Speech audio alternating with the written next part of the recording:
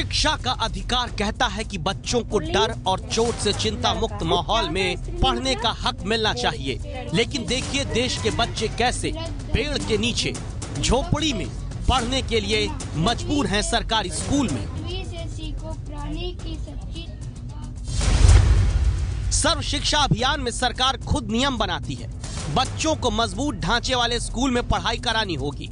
लेकिन देखिए मध्य प्रदेश में सरकारी स्कूल पेड़ के नीचे कैसे चलते हैं। संसद से बना कानून कहता है स्कूल में छात्र छात्राओं के लिए अलग अलग शौचालय होना चाहिए। लेकिन देखिए कैसे देश के बच्चे सरकारी स्कूल में शौचालय न होने के कारण जंगल में जाने के लिए मजबूर होते हैं।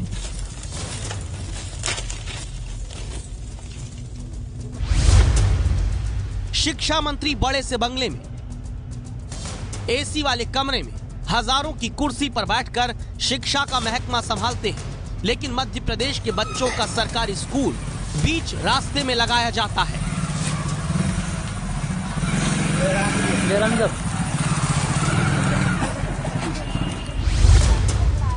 शिवराज सिंह चौहान खुद को मध्य प्रदेश के बच्चों का मामा कहलवाते हैं। लेकिन मामा जी के राज में सरकारी स्कूल तबेले के भीतर चलता है। लगा हुआ था खंबे की तरह, उस पर संतुलन बनाकर क्या कर रहे थे, बाजीगरी दिखा रहे थे, उनका करिश्मा दिखाने में काम चला रहे थे। इसीलिए आज हम कह रहे हैं शिक्षा के साथ खिलवाड़ करने वाली सरकार की घंटी बजाओ।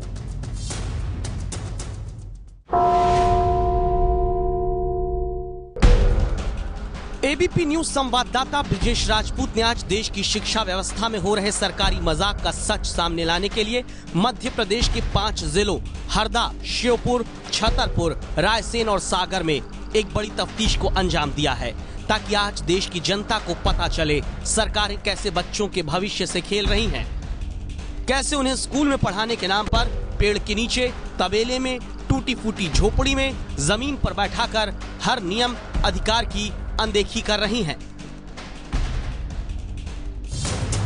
लेकिन ये सच आज आप देखें उससे पहले जरूरी हुआ ये जानना, क्या मध्य प्रदेश के शिक्षा मंत्री कुंवर विजय शाह को इसकी जानकारी है? क्या मंत्री मानते हैं कि शिवराज सिंह के राज में पूरी शिक्षा व्यवस्था चरमराई हुई है?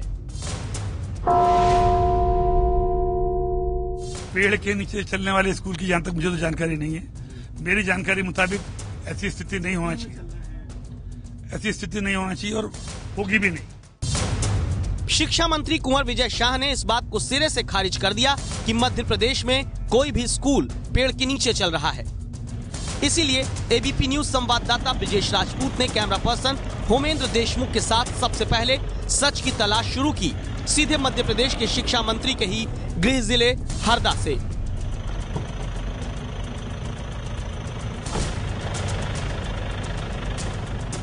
हरदा के महागांव में दूर से एक पेड़ के नीचे झोपड़ी नजर आई। ब्रिजेश राजपूत इसके करीब पहुंचते हैं।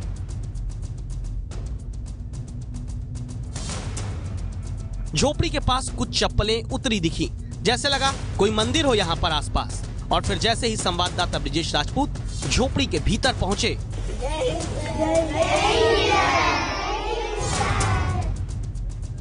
यकीन नहीं हो रहा होगा आपको, लेकिन ये शिवराज सिंह चौहान के शिक्षा मंत्री के जिले में ही 5वीं तक का सरकारी स्कूल है, जो पेड़ के नीचे एक झोपड़ी में चल रहा है, जिसे बच्चों ने जरूर शिक्षा का मंदिर बना रखा है।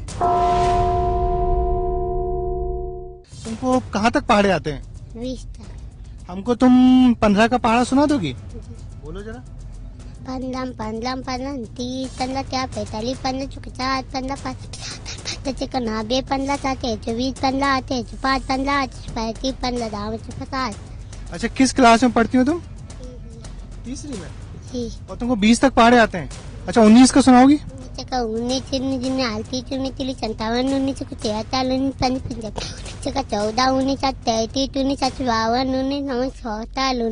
90। बच्ची को तो 20 तक का पहाड़ आता है, लेकिन इन बच्चों के भविष्य के बीच में सरकार कैसे पहाड़ बन रही है, अब आप इसे देखिए। क्या कभी आपने देखा ऐसा स्कूल जहाँ ना पक्की छत हो, न पक्की दीवारें, न बैठने की व्यवस्था, न शौचालय, न पीने के पानी का इंतजाम? जी हाँ, हम भोपाल से 200 किलोमीटर दूर हरदा जिले के महागांव में हैं और यहाँ पर इन तमाम प्रतिकूल परिस्थितियों के बावजूद ये स्कूल पिछले 3 साल से चल रहा है। मगर ये हैरानी की नहीं बल्कि शर्म का विषय है, क्योंकि ये स्कूल मध्य प्रदेश के स्कूल शिक्षा मंत्री कुंवर विजय शाह के गृह जिले का स्कूल है। इस सरकारी स्कूल में बच्चे जमीन पर बोरी और पॉलीथीन बिछाकर पढ़ने के लिए बैठते हैं। एक झोपड़ी के भीतर 1 से 5वीं तक की क्लास के 70 बच्चे एक साथ पढ़ाए जाते हैं। पॉलीथीन की दीवार का मजाक खड़ा कर रखा है सरकार ने बच्चों को सरकारी स्कूल में बारिश, धूप, सर्दी और गर्मी से बचाने के लिए। ब्लैक बोर्ड तक यहाँ पर टांगने का इंतजाम नहीं। शिक्षक पहले इस प्लास्टिक के ब्लैक पेपर को जमीन पर रखकर लिखते हैं, फिर इसी से बच्चों को पढ़ाया जाता है। यहाँ पर खुले में यहाँ पर कोई स्थान नहीं है सर। जो भी सामग्री थी आप ही देख सकते हैं, अब आंधी तूफान में पानी में भीग जाती है। हम बड़ी मुश्किल से इसमें कार्य कर पाते हैं। ये हालत है सरकार की तरफ से दी जाने वाली शिक्षा व्यवस्था की। जबकि देश में 2010 से 6 से 14 साल के बच्चों के लिए शिक्षा के अधिकार का कानून संसद से बन चुका है, जिसके तहत बच्चे के समग्र विकास और प्रतिभा निखारने के लिए डर, चोट और चिंता से मुक्त वातावरण देना अनिवार्य है। स्कूलों में लड़कियों और लड़कों के लिए अलग शौचालय की व्यवस्था होनी चाहिए, लेकिन सरकार ही देखिए कैसे खुद बच्चों के लिए बने कानून तोड़ती है। स्कूल के नाम पर पेड़ के नीचे घास फूस की झोपड़ी दी। बच्चों को पानी पीना हो या मिड डे मील का खाना बनना हो तो 1 किलोमीटर दूर से पानी लाना पड़ता है। यहाँ पढ़ने वाली बच्चियां शौचालय न होने के कारण खुले में शौच के लिए जाने के लिए मजबूर होती हैं।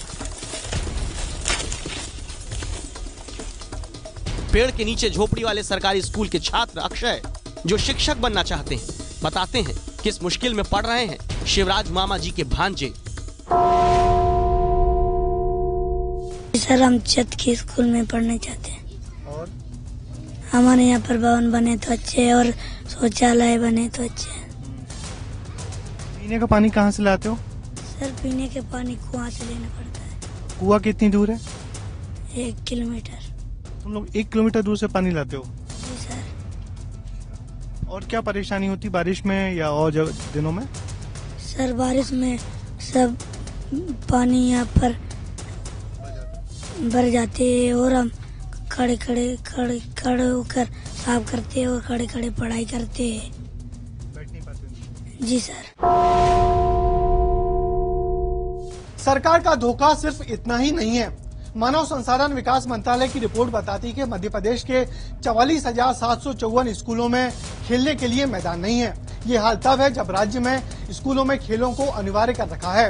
राज्य के 5,176 स्कूलों में बच्चों के लिए पीने के पानी की सुविधा नहीं है। इसके अलावा 5,945 स्कूलों में छात्राओं के लिए अलग से शौचालय का इंतजाम नहीं है। शिक्षा व्यवस्था की ऐसी दुर्गति होगी ही जब शिवराज सिंह के शिक्षा मंत्री के जिले में ही सारा सिस्टम फेल है। शिक्षा मंत्री के जिले हरदा में आता है रातामाटी गांव, और इस गांव में जब संवाददाता ब्रिजेश राजपूत पहुंचे, यहां भी 1 से 5वीं तक का सरकारी स्कूल पेड़ के नीचे एक झोपड़ी में चलता नजर आया। शिक्षक नदारत थे। मैडम कहाँ गई तुम्हारी? हमारी मैम हमारी मैम अभी घर में। हमारे आने की खबर मिलते ही दौड़ी आई यहाँ पढ़ाने वाली शिक्षिका सीमा।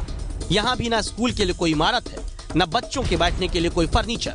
बच्चों को बुनियादी सुविधाओं से दूर करके चलाया जा रहा है सरकारी स्कूल। टीचर कितने हैं? 2। तो हमारे तो आप तो अभी यहाँ थी नहीं। सर, मध्याह्न भोजन कर छुट्टी करे हैं जी। तो ये बताओ, ऐसे झोपड़ी में पढ़ाना बच्चों को कितना मुश्किल हो जाता है? बहुत मुश्किल होता है सर।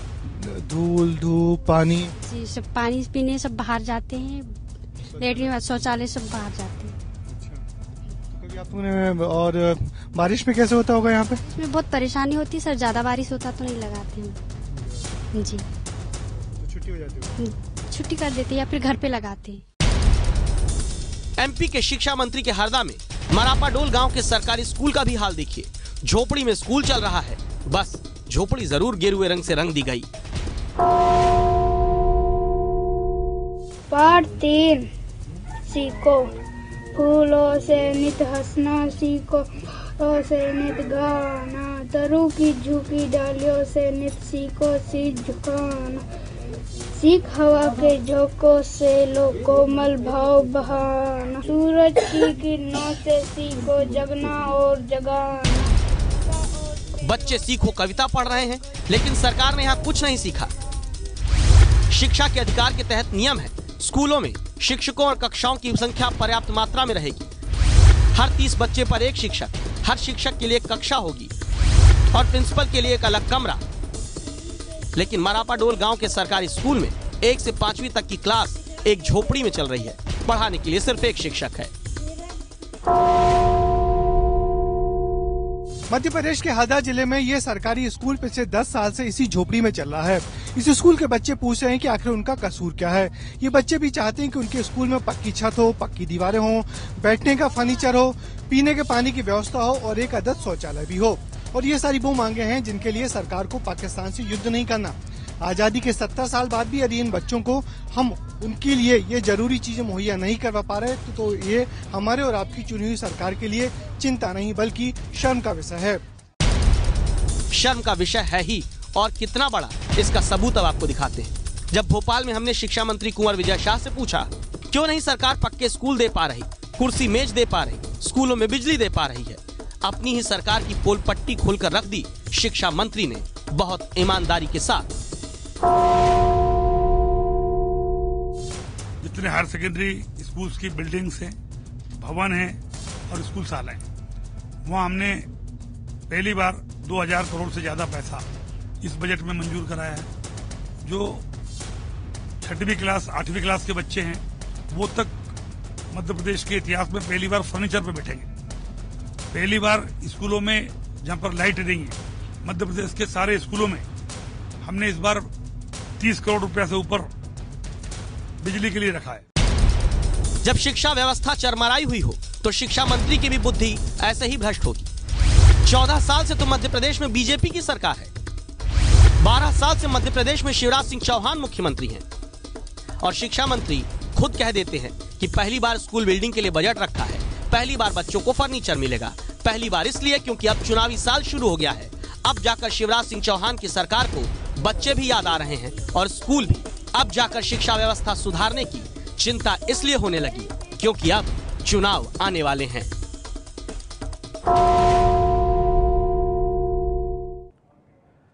देखिए, जब शिक्षा व्यवस्था कमजोर होती है तो उसका नुकसान पूरे देश को उठाना पड़ता है। इसका आज ही एक बड़ा सच भी सामने आया है। शिक्षा की स्थिति पर सर्वे करने वाली संस्था प्रथम एजुकेशन फाउंडेशन ने अपनी वार्षिक रिपोर्ट असर यानी annual status of education report जारी की है, जो वाकई चौंकाने वाली है। बताते हैं आपको। 14 से 18 वर्ष के स्कूली बच्चों पर 24 राज्यों में सर्वे किया गया। तो जानते हैं क्या पता चला? पता चला 14 से 18 आयु वर्ग के बच्चों में 2 में से 1 बच्चा साधारण भाग भी नहीं कर सकता है। 14 साल की उम्र के करीब 47% बच्चे ऐसे हैं जो इंग्लिश के साधारण वाक्य को भी नहीं पढ़ सकते हैं। 25% छात्र ऐसे हैं जो बिना रुके अपनी भाषा भी नहीं पढ़ सकते।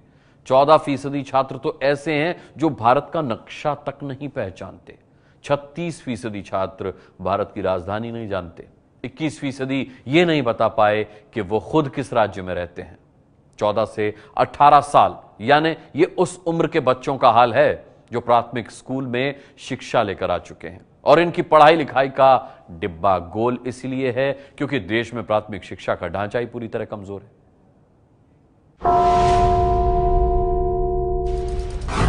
देश में सर्व शिक्षा अभियान पर 79,910 करोड़ रुपए खर्च कर दिए गए।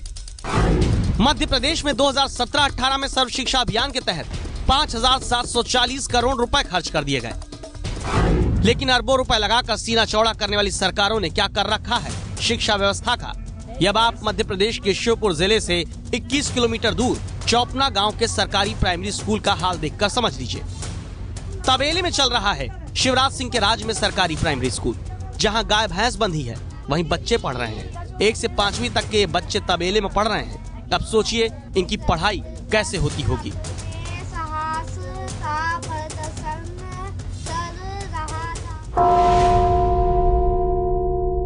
कभी भैंस डांडे खुल जाते तो हमारी किताबों को इनको खा जाते हैं। बरसात आती तो हमारी छुट्टी लग जाती है। मुझे आज तक बिल्डिंग का कोई वो नहीं मिला है, ना कोई किराए की बिल्डिंग मिली है, ना कोई, सबको अवगत करा दिया गया है। बच्चों के भविष्य पर कान में रुई डालकर बैठे सरकारी सिस्टम के कारण हाल देखिए क्या है। मध्य प्रदेश में सीएजी की रिपोर्ट ही बताती है 5वीं तक के छात्रों में 17% बच्चे ही हिंदी वर्णमाला की पहचान कर सकते हैं। 23% छात्र ही गणित में 1 से 9 तक के अंक पहचान पाते हैं। 25% बच्चे ही हिंदी के शब्द पढ़ लिख सकते हैं। 24% छात्र ही अंग्रेजी के शब्द पढ़ पाते हैं। यह हालत क्यों है, इसका एक और सबूत देखिए। मध्य प्रदेश के छतरपुर जिले में पिछले 3 साल से सरकारी स्कूल की इमारत न होने के कारण अब यहाँ बच्चे बीच रास्ते में बैठाकर यूं पढ़ाए जाते हैं। इसी रास्ते से गाड़ियां गुजरती हैं, लोग आते जाते हैं और इसी रास्ते में बैठकर सरकारी स्कूल के बच्चे पढ़ाए जाते हैं। शिक्षा व्यवस्था की दुर्गति सिर्फ एक राज्य में नहीं, पूरे देश में है। पूरे देश में 1,05,630 स्कूल एक शिक्षक के भरोसे चल रहे हैं। मध्य प्रदेश में करीब 18,000 स्कूलों में सिर्फ एक शिक्षक के भरोसे पढ़ाई हो रही है। और जब हमने मध्य प्रदेश के शिक्षा मंत्री से पूछा कि शिक्षक क्यों नहीं सरकारी स्कूलों में, तो ये मंत्री जी अपनी सफाई देने के चक्कर में शिवराज सरकार के सोए रहने का सच बता बैठे। मध्य प्रदेश में मुझे लगभग 1.25 साल हुआ है। 1.25 सालों में सबसे पहले जरूरत थी टीचर की। 9 साल से भर्ती नहीं हुई थी। हमने भर्ती करना शुरू किया और 2018 में ही भर्ती हो जाएगी। लगभग 40,000 टीचर्स की हम भर्ती कर रहे हैं, क्योंकि गैप ज्यादा है और एक बार 7-8 साल से जो गैप हो चुका है वो एकदम से भरना संभव नहीं। ये पहली बार हमने ठीक कदम उठाया है। शिवराज सिंह के शिक्षा मंत्री खुद बताते हैं कि 9 साल में पहली बार जाकर शिक्षकों की भर्ती की जा रही है, लेकिन जो शिक्षक हैं भी उनको लेकर भी सरकार का पूरा सिस्टम ढीला है। एक मायने में पारदर्शिता और सुधार के नजरिए से शिक्षा व्यवस्था में निगरानी और निरीक्षण की जरूरत की माकूल व्यवस्था होनी चाहिए, लेकिन मध्य प्रदेश में इस मद में शिक्षा बजट का सिर्फ 0.5% हिस्सा ही खर्च किया जाता है। शिक्षक प्रशिक्षित होंगे तो देश का भविष्य भी संवरेगा, लेकिन देश और प्रदेश में इस पूरे मद में 100 रुपए में से सिर्फ 40 पैसे ही खर्च किए जाते हैं।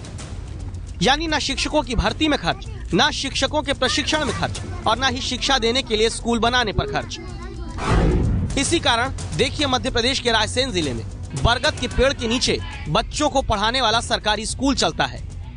प्राचीन काल में शिक्षा व्यवस्था को पहुंचाने का श्रेय शिवराज सिंह जरूर ऐसी तस्वीरों को दिखाकर ले सकते हैं। 6 से 14 साल के ये वो बच्चे हैं जिनकी देश की आबादी में हिस्सेदारी अभी 10% है। ये देश के भविष्य की बुनियाद है। अगर लचर शिक्षा व्यवस्था के कारण इन बच्चों की पढ़ाई लिखाई कमजोर होगी तो देश के विकास में आगे आने वाले वक्त में बाधा पैदा होगी, क्योंकि खराब शिक्षा व्यवस्था बेरोजगारी को जन्म देती है और बेरोजगारी देश के विकास को रोकती है। इसीलिए आज एबीपी न्यूज की राय है कि देश में बच्चों के भविष्य से खिलवाड़ रोककर शिक्षा का बजट हर सरकार को बढ़ाना चाहिए। पेड़ के नीचे झोपड़ी में चल रहे स्कूलों को तुरंत पक्की इमारतों में चलाने की व्यवस्था की जाए। शिक्षकों के खाली पदों पर तुरंत तय समय के भीतर सरकारें भर्ती करें। शिक्षा के अधिकार के तहत जो नियम बने हैं उनका पालन बच्चों की पढ़ाई के दौरान हो, इसकी जवाबदेही तय की जाए। आप इस राय से सहमत हैं तो 8422840000 पर मिस्ड कॉल देकर घंटी जरूर बजाइए। मध्य प्रदेश के बाद अब बात करते हैं उत्तर प्रदेश की, जहां के आलू किसानों की बदहाली घंटी बजाओ में ही देश ने देखी थी और जिसके बाद योगी सरकार आलू किसानों की मदद के लिए नए नए रास्ते तलाश रही है। यूपी में आलू किसानों की समस्या दूर करने के लिए डिप्टी सीएम केशव प्रसाद मौर्य की अध्यक्षता में 4 मंत्रियों की जो कमेटी बनी उसकी आज विधानसभा में बैठक हुई। खबर है कि किसानों को परिवहन सब्सिडी देने, कोल्ड स्टोरेज में कृषि सामान विद्युत किराए में छूट देने, आलू बेल्ट में प्रोसेसिंग यूनिट लगाने जैसे बिंदुओं पर विस्तार से चर्चा की गई।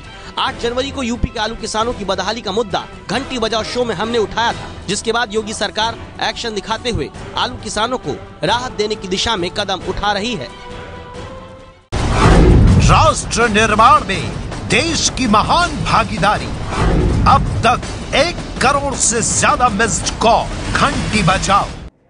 कल रात 10 बजे घंटी बजाओ में देश में लगातार महंगे होते पेट्रोल डीजल पर खास रिपोर्ट देश ने देखी थी, जिसमें आपने जाना था तेल की कमाई के लालच में उलझी सरकारों की वजह से जनता की जेब कैसे कट रही है। अब देश की जनता ने घंटी बजाकर अपनी बात सरकार तक पहुंचाई है।